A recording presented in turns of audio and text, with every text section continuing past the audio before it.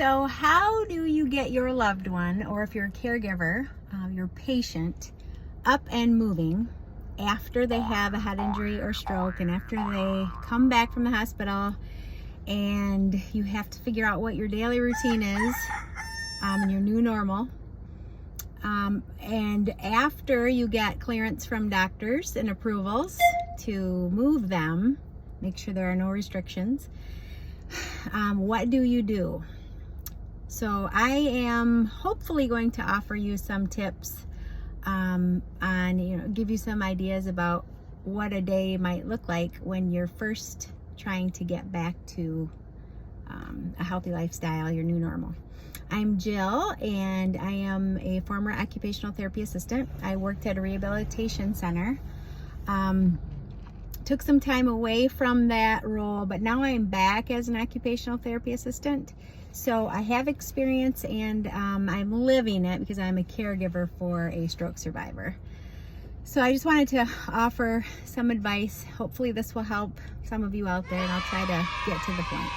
Pardon me, I'm new to these videos, so I think I'll iron out the kinks as I go. Be kind, please. Thank you. So today, let's focus on how to get them to move. It's important that they move. Use it or lose it for each of us. We have to move to have the strength and endurance and coordination and flexibility that we need. So starting in the morning, when they get up out of bed, make sure they're doing what they can. Do not do it for them. Guide them, but let them use their muscles. You may have a certain way of doing things.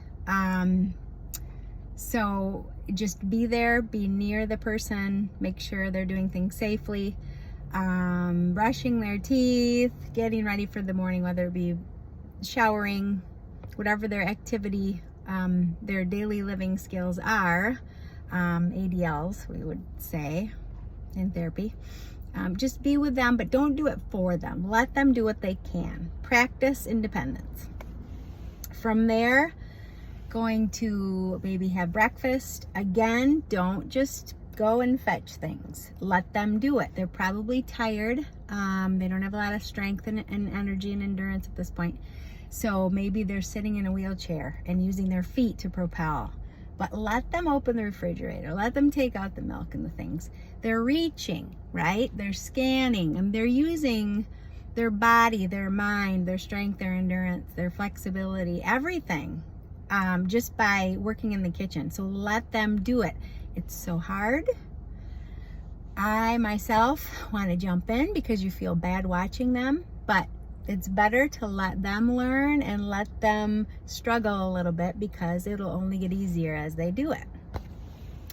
So letting them retrieve things they need for breakfast, and maybe helping them move things just to be safe. After breakfast is done, get them up. Don't sit for too long. Our bodies need to move. In my particular situation, we made an obstacle course, especially during shutdown. It was terrible. We couldn't go anywhere. But I would have, I call him my patient.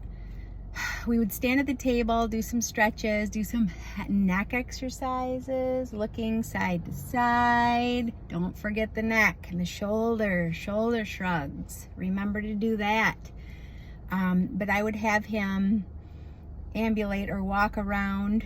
There's a circular pattern to their house, so we would make an obstacle course. We would get to a door jamb, and we would do our arm stretches up in the doorway. See how far he could reach, gently stretching. So use those things. We had a certain wall where he would put his back against the wall and do a wall sit. So back straight up against the wall, try to crouch down a little bit, squat down and hold a squat. And that was tough at first, but he learned to do it. And then we would get to a place where there was a mirror so he could see his posture.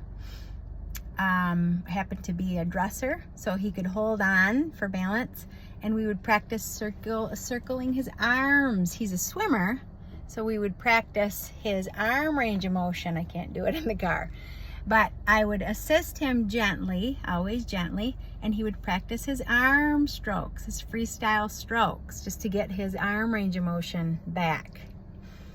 If you don't use your muscles and your joints, right, if you don't use it, you're going to lose it. So put him through it. Make a game out of it, an obstacle course. We would go to the living room and we would do sit to stand. So he would pick a chair, sit down in that chair safely, making sure, you know, his legs are, he's sitting square. So he's right up against that chair, sitting safely, not falling. And he would be standing up and reaching his hands up as high as he could, and then sitting again. And we would do that about 10 times, and he was really tired. So we've been doing that ongoing for 2 years, and you know, little by little, his strength and endurance is improving. So my advice for today, my little tidbit: get moving. You yourself should get moving, and get your loved one or your patient up, and make an obstacle course. Hopefully some of the suggestions I have given you are working. I am not an expert, but I have some ideas to share with you since I live it right now. I'm currently working with a stroke survivor. So thank you for tuning in. Thank you for liking this and subscribing. I will try to give you more content, more useful tips and tricks. If you have questions or if you have ideas or of things you'd like me to talk about, I'd love to do it. So thank you for tuning in. See you next time.